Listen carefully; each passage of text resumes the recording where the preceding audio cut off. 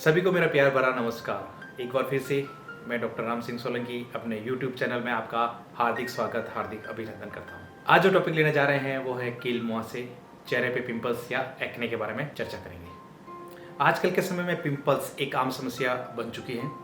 चेहरे पे होने वाले पिंपल्स आपके दमकते हुए चेहरे पे या खूबसूरती पे एक दाग की तरह लगता है। हम अक्सर आईने के सामने खड़े होकर अपने खुद से क्वेश्चन करते हैं, ये सवाल करते हैं कि आखिर पिंपल्स क्यों होते हैं। खास तौर पर जो यंगस्ट होते हैं या युवा अवस्था में इनका देखने को ज़्यादा मिलते हैं। पिंपल्स, मुहासे या एक्ने जो सफ़ेद कलर के होते हैं उससे वाइट हेड कहते हैं, जो ब्लैक कलर के होते हैं उन्हें ब्लैक हेड कहते हैं। और कुछ चेहरे पे जैसे जल गए हो उस तरह से कुछ धब्बे दिखाई देते हैं। उसके साथ साथ लाल रंग के जो दाग दिखाई देते हैं या लाल रंग के जो धब्बे दिखाई देते हैं उसको पिंपल्स या एक्ने या कील मुहासे कहते हैं। यह लगभग 14 से लगाकर 30 वर्ष की आयु तक होने के बहुत चांसेस होते हैं। आज हम लोग जिस टॉपिक में या जो हम टॉपिक लेंगे उस पर चर्चा करेंगे। उनमें सबसे पहले हैं मुहासे क्यों होते हैं, पिंपल्स या मुहासे कितने प्रकार के होते हैं, कॉज ऑफ पिंपल्स, पिंपल्स के क्या क्या कारण है उस पर चर्चा करेंगे। उसके साथ साथ चेहरे से पिंपल हटाने के लिए होम्योपैथी में कौन कौन सी मेडिसिन है उसके बारे में चर्चा करेंगे। सबसे पहले चर्चा करते हैं पिंपल्स या मुहासे क्यों होते हैं। पिंपल्स की समस्या उन लोगों में ज़्यादा होती है जिनकी स्किन ऑयली हो, स्किन पर मौजूद तेली ग्रंथि मतलब तेल की ग्रंथि या जिसको अपन ऑयल ग्लैंड कहते हैं, जब इस ऑयल ग्लैंड्स के अंदर बैक्टीरिया डेवलप होके संक्रमित कर देते हैं इस ग्रंथि को, तो वहाँ पे पिंपल्स डेवलप होना शुरू हो जाते हैं। अपने स्किन को सॉफ्ट या नम रखने के लिए तेल निकलता है। ये तेल सीबेसियस ग्लैंड से निकलता है। ये सीबेसियस ग्लैंड जो होती है सबसे ज़्यादा कहाँ होती है, सबसे ज़्यादा फेस, चेस्ट, बैक और अपने शोल्डर पे होती है।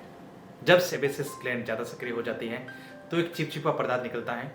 ये चिपचिपा पदार्थ क्या करता है, स्किन के रोम छिद्र को बंद कर देता है और वहाँ पर बैक्टीरिया पनपने लग जाते हैं और एक्ने पिंपल्स का रूप लेना शुरू हो जाते हैं। सीबेसियस ग्लैंड की अति सक्रियता के प्रमुख कारण एंड्रोजन हार्मोन की अधिकता होती है। Androgen hormone male sex hormone है जो है लड़के और लड़कियों दोनों में होता है। किशोर अवस्था में इसका प्रभाव ज़्यादा होता है। लड़कियों में पीरियड से पहले मतलब ओव्यूलेशन के बाद प्रोजेस्टेरोन हार्मोन्स के ज़्यादा सीक्रेशन की वजह से भी स्किन में छोटे छोटे दानों के रूप में या गुच्छे के रूप में निकलना शुरू हो जाते हैं। और इसी तरह सीबेसियस ग्लैंड से उत्पन्न सीबम त्वचा में पिगमेंट में मिलकर रोम छिद्र को ब्लॉक कर देते हैं। इससे ब्लैक हेड और वाइट हेड बन जाते हैं।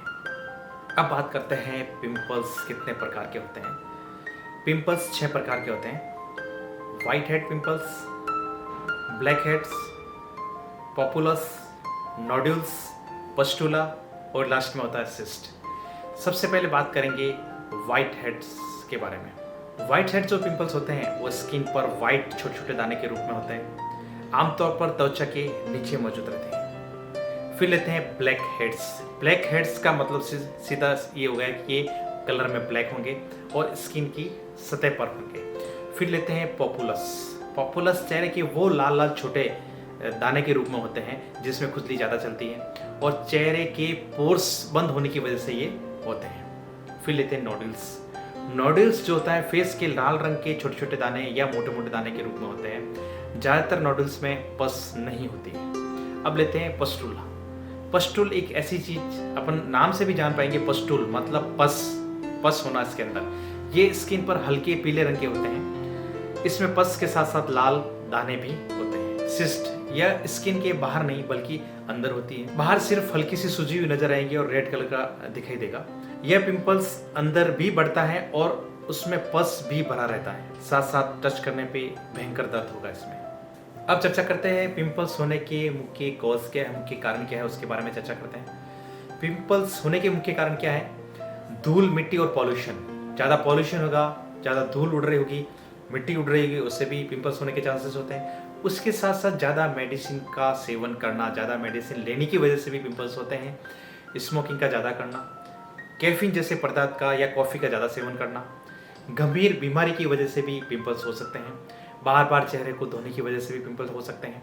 कॉस्मेटिक का ज़्यादा इस्तेमाल करने की वजह से भी पिंपल्स हो सकते हैं। गलत खान पान की वजह से, स्पाइसी चीज़ के ज़्यादा लेने की वजह से या गर्म मसाले वाली ज़्यादा चीज़ खाने की वजह से भी आपको पिंपल्स हो सकते हैं।